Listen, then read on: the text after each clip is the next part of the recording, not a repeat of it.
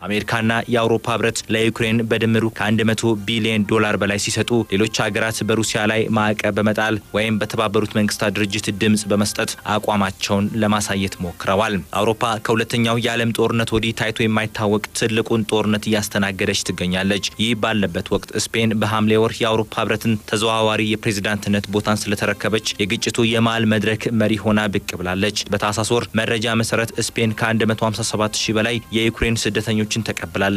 ከነዚህም ውስጥ 64 በመቶ ሴቶች ሲሆኑ 36 በመቶ ደግሞ ከ20 ዓመት በታች የሆኑ ታዳጊዎች ናቸው። እንደ አውሮፓውያን አቆጣጠር የካቲት 24 2022 ሩሲያ ዩክሬንን ከወረረች ከአንድ ዓመት በኋላ ሺጂንፒንግ ባለ 12 ነጥብ እቅዳቸውን ይፋ አደረጉ። ይበልጥ ትኩረቱን ያደረገው ዓለም አቀፉ ማህበረሰብ ድርድሩ እንደገና እንዲቀጥል ሁኔታዎችንና መድረኮችን መፍጠር አለበት የሚለው እቅዱ ግን ቤጂንግ በግጭት ውስጥ እንደ ሸምጋይነት ለመንቀሳቀስ ዓለም አቀፋዊ ተአማኒነት የላትም ብለው ከሚከራከሩ ምዕራባውያን መሪዎች ግን መልካም የተባለ ምላሽን ተሰጥቶታል። ፕሬዝዳንት ሺጂንፒንግ ባሳለፍነው ሳምንት በሞስኮ በነበራቸው የሁለት ቀናት ጉብኝት ደግሞ በአገራቱ መካከል የተፈጠረውን ጦርነት ወደ ሰላም መመለስ ዋነኛ ድልድይ ለመሆን እየጣሩ መሆናቸውን አሳይተዋል። የስፔኑ ጠቅላይ ሚኒስትር ሳንቼዝ በቻይና በሚያደርጉት የግዛት ጉብኝት በዩክሬንና በሩሲያ መካከል ዘላቂ ሰላም እንዲመጣ ጥረታቸውን እንደሚያደርጉ ተናግረዋል።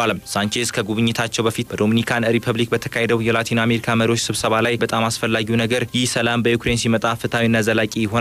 ስለ ፍትሐዊነት ስናወራ ደግሞ በሩሲያ የተወረረችውን የዩክሬንን ግዛታዊ አንድነት ማስጠበቅ ይቻላል ያሉት በዚሁ ጊዜ ሳንቼዝ የቻይናን የሰላም እቅድ ዓለም ሊያዳምጠው ይገባል ብለዋል። በተጨማሪም ጠቅላይ ሚኒስትሩ የዩክሬንን የኃይል ወጪዎችን በከፍተኛ ሁኔታ ለማሳደግ በጦርነት የተጎዱትን ጨምሮ ኢኮኖሚውን ለማነቃቃት የ16 ቢሊዮን ዩሮ ወይም 17.5 ቢሊዮን ዶላር እንደሚያስፈልግ ተናግረዋል። ቻይና ዓለም አቀፍ ተዋናይ ናት። ስለዚህ በሁላችንም መካከል በግልጽነት ድምጿን ማዳመጥ አለብን። ይህንን ጦርነት በጋራ በመሆን ማቆም እንችላለን። እናም ዩክሬን የግዛት አንድነቷን መመለስ ይቻላል ሲሉ አርብ በማድሪድ በነበራቸው ስብሰባ ላይ የተናገሩት። ቀደም ሲል ሳንቼዝ ማንኛውም የሰላም ድርድር በተባበሩት መንግስታት ድርጅት የተቋቋመውን ዓለም አቀፍ ስርዓት በማክበር ላይ የተመሰረተ መሆን አለበት ማለታቸው ይታወሳል። ፔድሮ ሳንቼዝ በጂኦፖለቲካዊ ችግሮች ውስጥ መሰል ውስብስብ ተግዳሮቶችን ለመፍታት ወሳኙን ሚና መጫወት አስፈላጊ መሆን አለበት በማለት ላይ ይገኛሉ።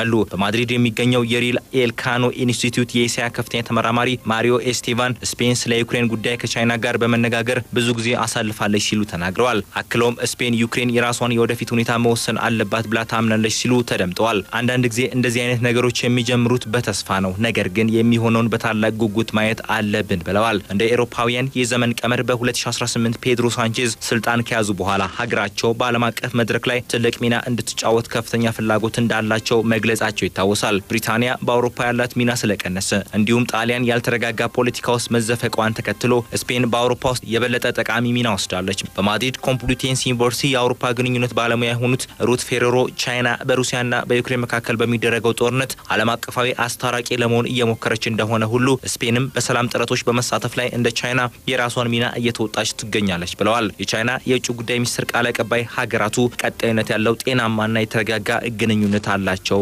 ማለታቸው አይዘነጋም።